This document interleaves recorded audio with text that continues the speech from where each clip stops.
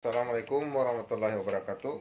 Ada dua kaidah penting yang harus kita pahami untuk membedakan apakah seseorang itu terkena penyakit yang sifatnya non medis atau sihir, guna-guna, pelet atau santet ya, ataupun memang tidak terkena. Bisa jadi penyakit itu memang murni penyakit karena faktor medis. Jadi ada dua kaidah penting yang perlu kita pahami untuk membedakan seseorang itu apakah terkena sihir, penyakit non medis atau tidak. Yang pertama yaitu kaidahnya, penyakit itu atau gejala yang dirasakan, keluhan yang dirasakan itu sebabnya itu tidak ada, tetapi hasilnya ada. Maksudnya seperti ini, tidak ada penyebab, tapi menimbulkan sesuatu akibat. Contohnya, tidak ada suatu hal yang menyebabkan seorang itu merasa sesak napas ya. Contoh, karena sudah dicek ke dokter ataupun sudah di ronsen, sudah dilakukan medical check up, tidak ada penyebab. Tetapi hasilnya ada. Tetapi dia merasakan sakit, dia merasakan gejala yang sesak napas itu. Nah, itu salah satu contoh sebabnya tidak ada tapi hasilnya ada. Dan kaidah ini banyak sekali contohnya ya. Misalnya seseorang wanita yang selalu keguguran, setiap hamil keguguran, padahal secara medis sudah dicek secara komprehensif tidak ada penyebab. Tidak ada virus, tidak ada tokso, tidak ada plasma, semuanya normal, tidak ada kista, tetapi hasilnya ada, selalu keguguran.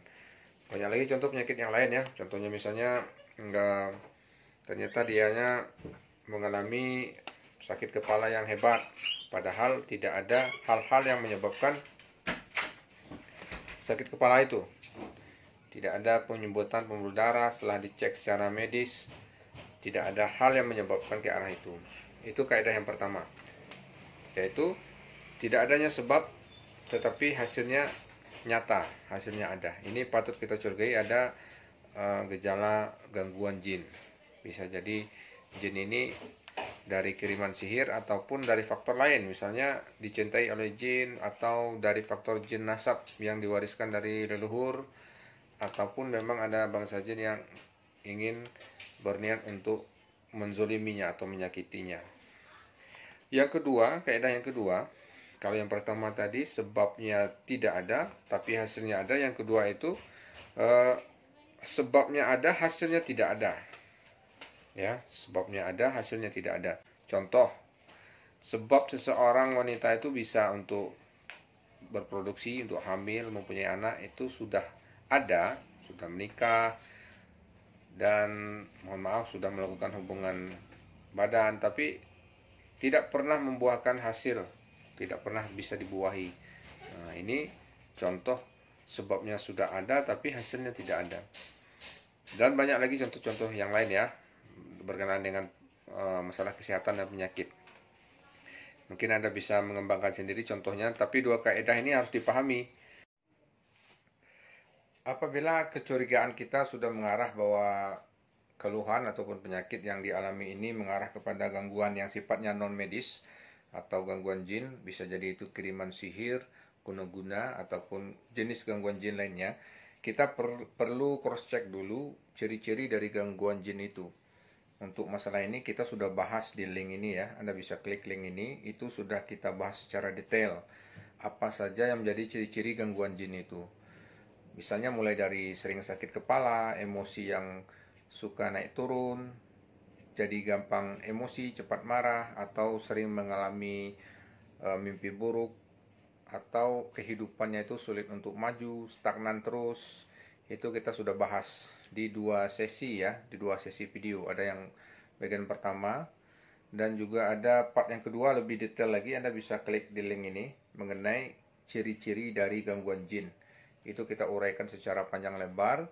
Semakin banyak ciri-ciri ini pada Anda, berarti besar kemungkinan indikasi gangguan jin pada diri Anda itu memang besar. Barulah kita bisa menarik sebuah kesimpulan bahwasanya keluhan yang Anda alami itu murni betul-betul karena gangguan jin.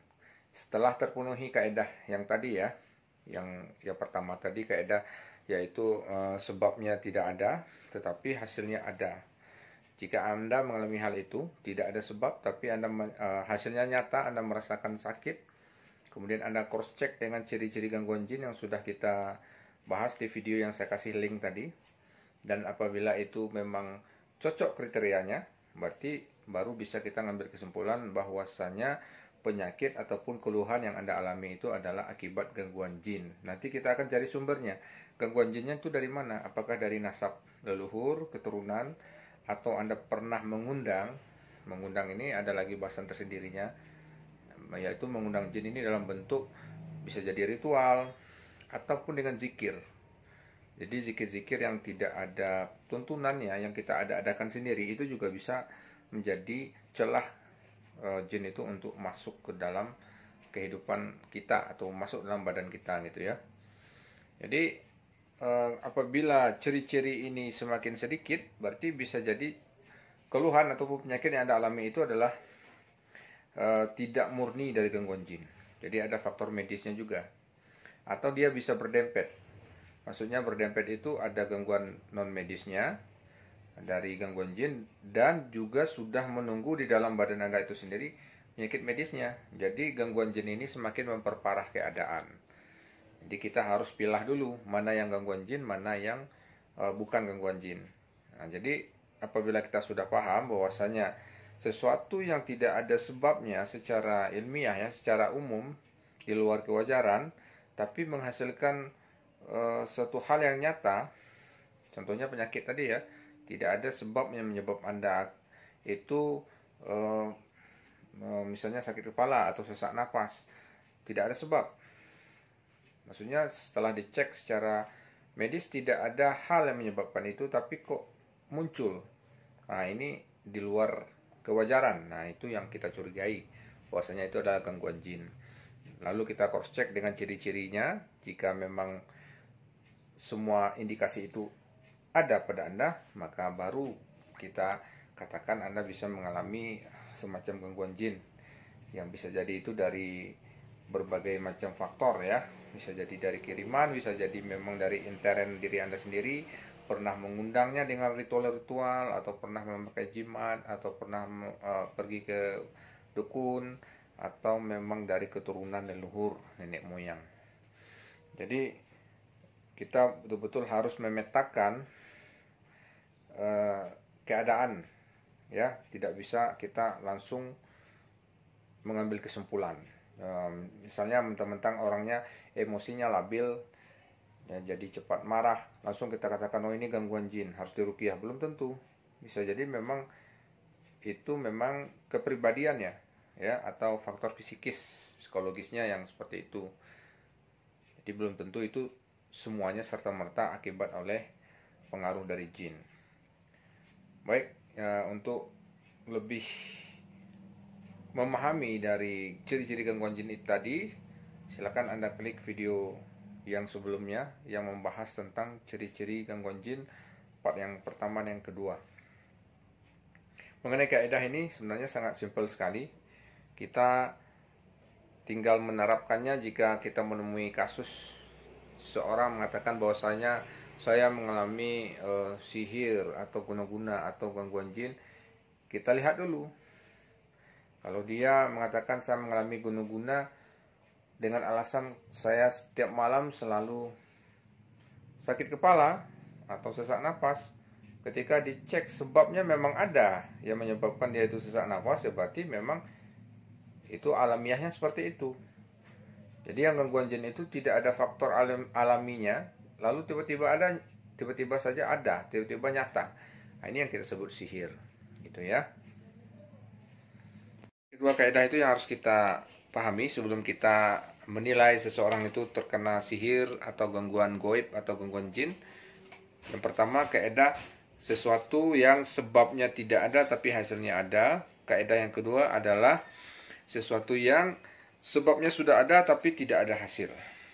Ya, silakan Anda pahami itu sehingga kita tidak gampang menuduh atau mengklaim atau menjudge seseorang itu sudah pasti terkena sihir atau pasti terkena gangguan jin, karena tidak sesembrono itu kita mengklaim seseorang itu harus terkena gangguan jin atau sihir ya.